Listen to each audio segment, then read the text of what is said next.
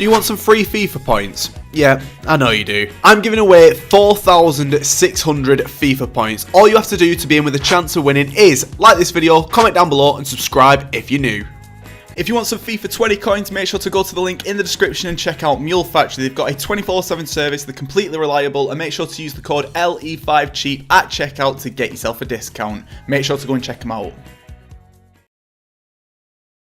Hello, what is going on guys? LE96 and welcome back to a brand new video on my channel. In this video I'm going to be showing you guys how to get more wins in FIFA, and basically how to get more wins and then how to get rank 1 in division rivals. Honestly, I'm not a very good FIFA player, so I thought, you know what, I want to make a video for people who just aren't that good at this game, basically, like I was. I just want to address something as well really quickly. Thank you so much for all the support on the free kick glitch video. It's got over like 400,000 views, not a clue why, and 12,000 likes, and the like target on that video is around 300 likes, so I don't know what to say. Thank you so much. If this video though could get over 300 likes, that would be absolutely insane. I don't want to set the bar too high, but 300 likes on this video and I'll show you guys the division rivals rewards that I do actually get from using this team in tomorrow's video. Just to show you guys as well, if we jump over to division rivals, you will be able to see that I am actually rank 1 in division rivals, and I will be going for these untradeable rewards right here, which is a jumbo premium gold pack and jumbo premium gold players pack as well. 4 of the premium gold pack and 2 of the gold players pack. Honestly, before using this team and using these tactics, I really wasn't too good at FIFA, but we're going to jump into the first position, and it is going to be Kepa.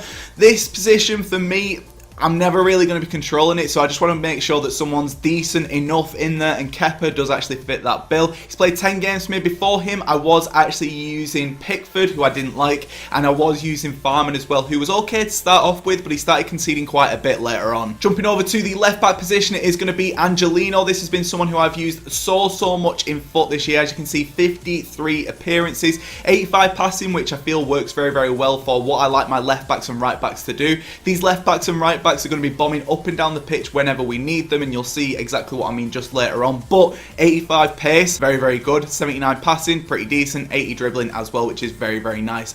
Again, for what I use the left backs and right backs for, he's perfect. Next up is going to be the centre back position, who is going to be Alderweireld, who is someone who I use as a ball playing defender. As you can see, 46 games played. He's got 72 passing as well, so he fits into that bill quite nicely, and he's got 88 defending. If you take a look at his individual stats, those defending stats are absolutely ridiculous. Next up is going to be Eric Bailly. Now, with this card, I've used him sort of on and off this year in FUT. I've played 51 games with him. However, I did use Davinson Sanchez for a bit, but I didn't really feel like I enjoyed him too much, and I feel like the Bailey's just the tiniest bit better. Again, 750 coins, it's an absolute bargain. Just go and pick him up and chuck him into your squad. Right back position is going to be Alexander-Arnold. Again, he is the perfect right back for me because he actually gets up and down the pitch with his high medium work rates. He's got 80 pace and 82 passing. That 82 passing is actually one of the key stats for this card, and honestly, I really enjoy using him. CDM position is going to be somebody called Ndombele. Now, I could use Sissoko in here, however, I feel like that this card is the tiniest bit better. Now, if you go to the attribute details, now, if you take a look at the acceleration and sprint speed for Sissoko, that is the complete opposite. I honestly think that you need a bit of pace in the CDM position in this game. Just in my opinion, I think that what I'm going to be using him for, he needs a bit of pace. And again, he's got 70 defending, but that can be improved with a chem style. I've not got one on personally because I just feel like it just works well enough. But when I get a few more coins, I'll probably get a chem style which improves maybe his shooting and his defending. Next centre mid position is going to be Gundogan, who does actually sit on this left hand side. 84 rated card. He has actually only recently just come into the team, who is pretty decent, to be honest. We're going to move into the next centre mid position, and it is going to be Oxlade-Chamberlain. Now, Oxlade-Chamberlain, again, is someone who gets forward a lot, and he actually scores himself quite a few goals considering he's playing in the centre mid position. He's got high work rate, so he goes up and down the pitch. Honestly, he's a very good player to use. I would highly recommend to use him. And again, especially for the price, why not just pick him up? Moving into the centre attacking mid position, this is going to be one of the only real expensive players in this team, and it is going to be Maddison. Now, I did actually use Maddison's normal card, and that actually inspired me to get this base upgraded card, and his attribute details again very, very good for the passing. Short passing is 85, long pass is 78, and again we've got a chem style on to improve those stats as well. Moving into the striker position, for the first striker it is going to be Zaha, and then next to him is going to be Rashford. Now Rashford has recently come into this team. I was using Jesus before, however in his first 18 games for me he scored 13 goals, and Zaha has been here for quite a while and he has played 41 games and scored himself 25 goals. Now you might look at this team and think this is actually quite top heavy, but to be honest, as long as your front three are decent, you're going to be winning quite a few games. Likewise with the defence as well, I don't actually really touch them too much. What we are actually going to be doing is using Ndombele to do a lot of our defending. Then when you actually get into the box, if my opponent ever gets into the box, I'll then start to use these defenders. The left backs and right backs usually bomb up and down the pitch and actually give me a bit more width. My centre mids, we've got Gundogan as the creative midfielder. We've got Ndombele, who will drop into defence ever so slightly, and we do actually have Chamberlain, who just chips in wherever he's needed, like a box-to-box midfielder. We then got the centre attacking mid in Maddison, who's going to be playing as a sort of an advanced playmaker, and then we've got the two strikers who are just decent, so they're going to be going into our team. Let's jump into our custom tactics though, and this is what my custom tactics are actually looking like. I've gone for defensive style on pressure on heavy touch. A lot of people like to use drop back, but I find drop back to be quite boring, and I feel that pressure on heavy touch will actually utilise these players a lot more, because basically what I want to be doing is jumping on people as soon as the game messes up. This game is so broken that you can use this to your advantage, to be honest.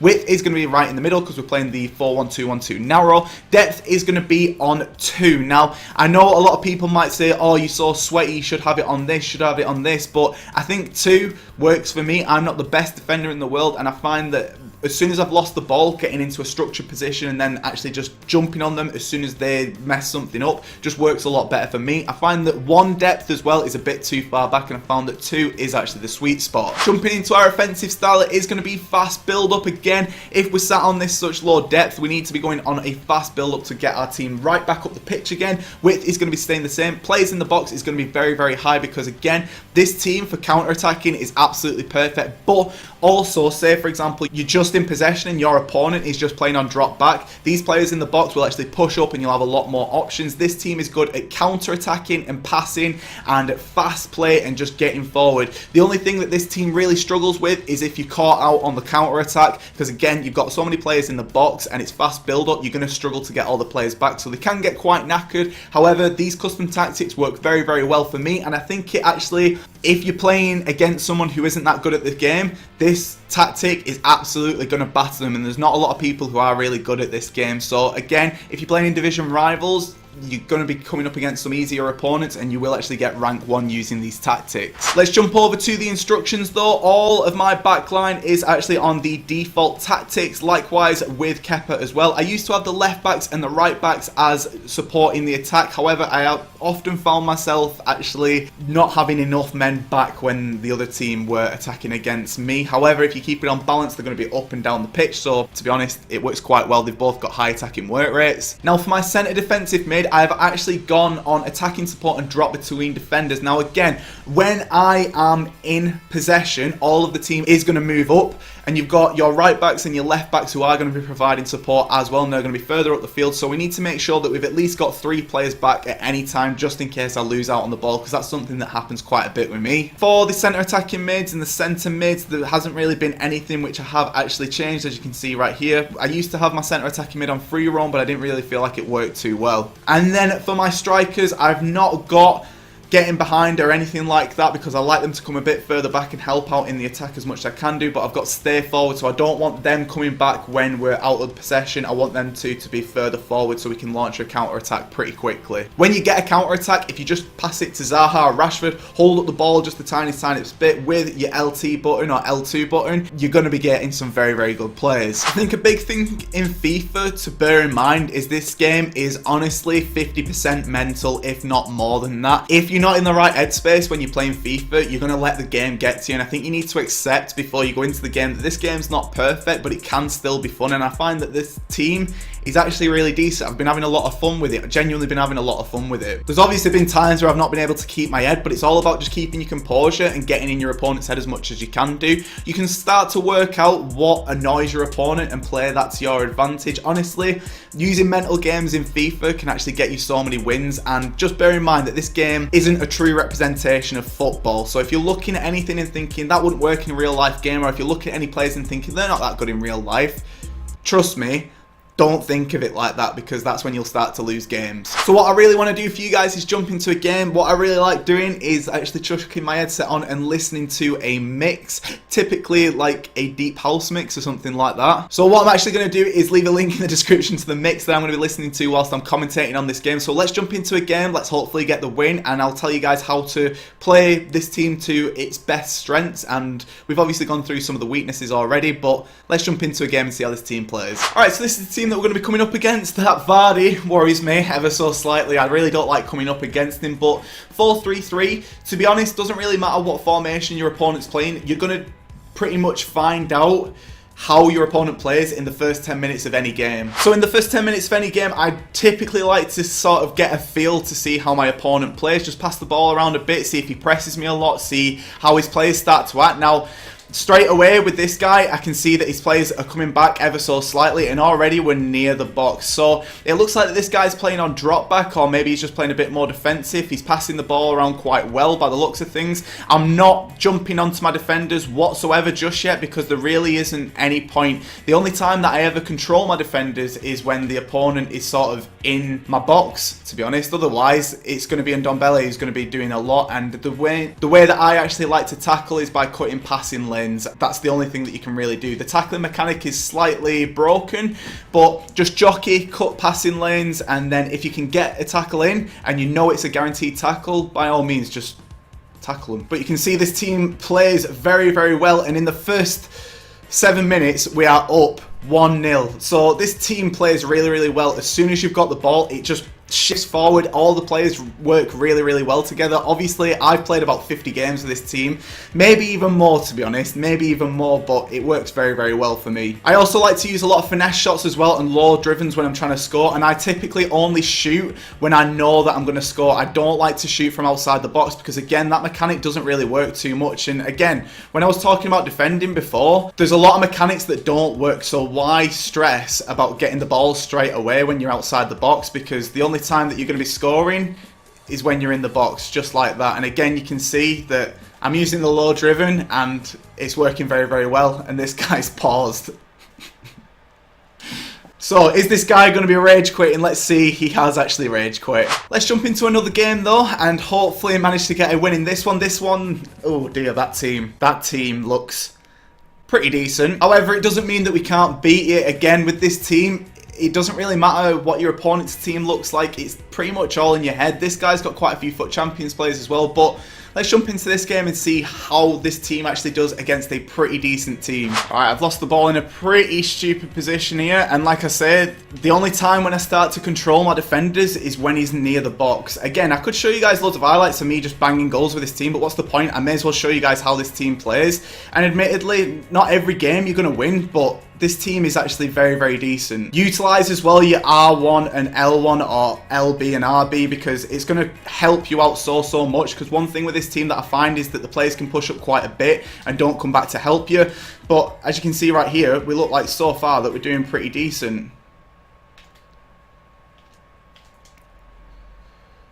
We've literally just hit the post there with Gundogan. Literally just hit the post there. But again, utilising skill moves, using your drag backs, just take your time with it. Genuinely just take your time. It's all about patience. It really, really doesn't matter if your opponent is got all the possession. You don't need the possession straight away. If they've got possession, that's fine. But as long as they've not got possession in my box, I really, really do not care. Drag back. Oh, ball comes out there. I mean, like I was saying, this game it's broken. It really is. So typically when I start to score a goal, you really need to be careful, because this is typically the time when you'll start to lose your head and think that you're doing mint. Just keep trying to score. Don't do anything else. Literally just keep trying to score. Take your time with it. As you can see right here, I'm not rushing into anything, and I eventually end up with the ball again. I wasn't really looking at Ndombele then, I was just looking at my players. But to be honest, there's a lot of people who don't really know how to play this game, and they don't realise that it is just that, a game. So if you take your time, just accept that this game just isn't the best, you're honestly going to win a lot more games in FIFA. Just keep your head with it. It's not worth being as annoyed as some people get with it. So again, using Ndombele to cut the passing lanes, I'm going over to every midfielder that I can do. He's luckily got through there, and he didn't actually take his chance. But again, that's what I mean. People mess up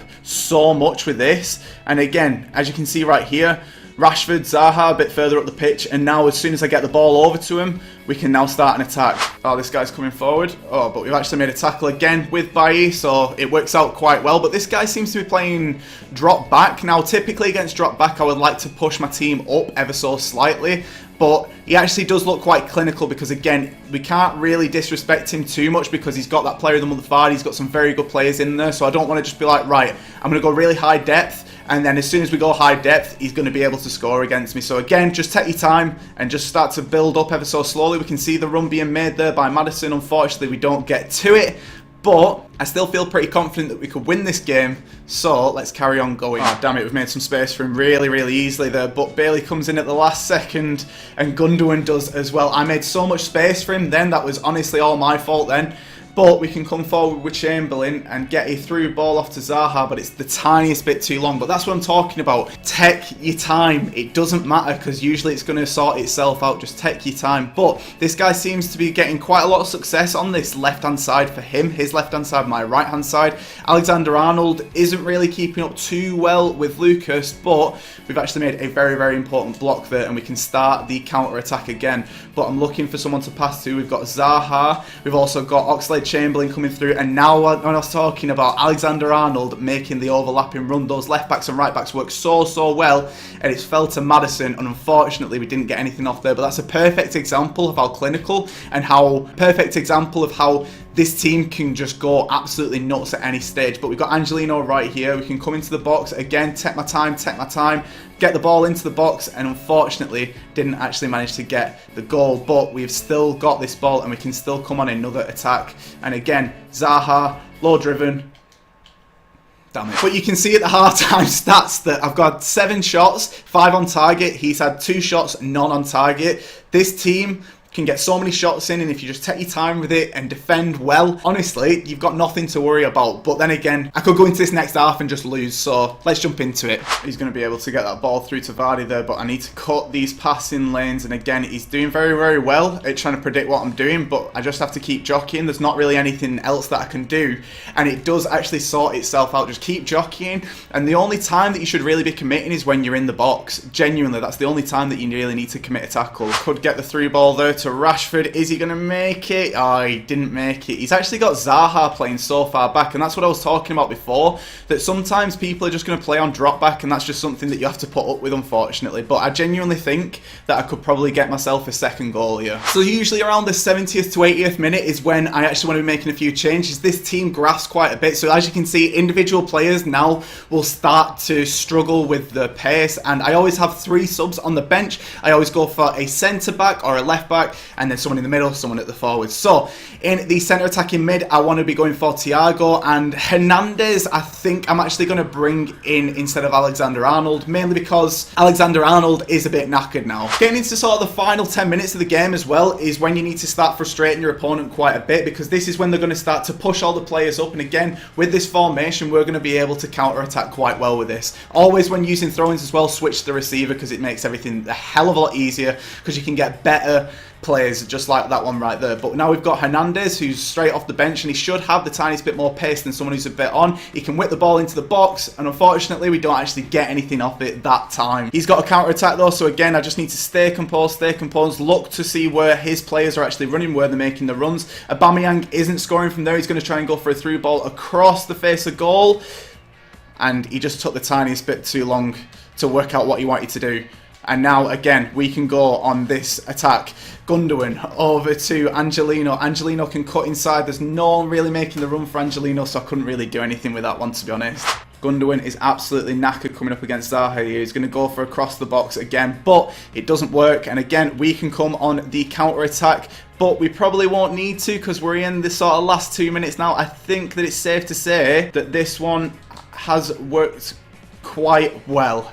Got a bit shaky at the end there, but just calm it down, and if you're ever in this position, just boot it as hard as you can boot it, and you're going to get yourself the win. So guys, that is how to get rank 1 in Division Rivals. If you found that this video has helped you, a massive like on it would be appreciated. If you want to see more gameplay videos as well, rather than just trading, just let me know down in the comment section. But this basics, this has been how to get rank 1 in Division Rivals. If you enjoyed this video, drop a like on it, comment down below, subscribe if you're new, and I am off. Goodbye.